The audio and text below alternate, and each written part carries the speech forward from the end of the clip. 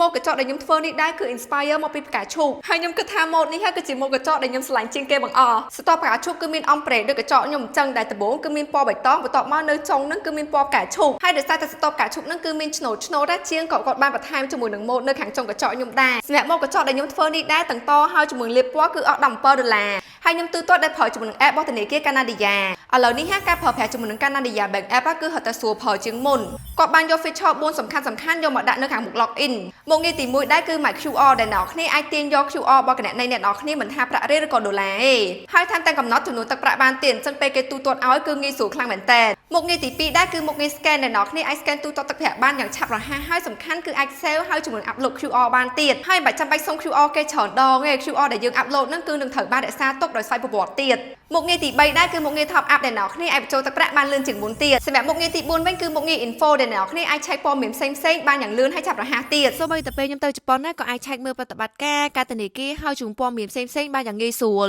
សម្រាប់ចំណុចពិសេសចុងក្រោយដែរគឺតាក់ទងជាមួយនឹងការ login អ្នកនរគ្នាអាចជ្រើសរើសការ login ដោយប្រើជាមួយនឹងការវាយលេខកូដក៏បានការ scan មុខក៏បានឬក៏ការ scan ក្រៅដៃក៏បានដែរអញ្ចឹងកុំភ្លេច check out មុខងារថ្មីក្នុង Canada Bank App ចំពោះម៉ូកញ្ចក់នេះអ្នកនរគ្នា rate ឲ្យខ្ញុំប៉ុន្មានដែរកុំភ្លេច comment នៅខាងក្រោមផងអរគុណបាយបាយ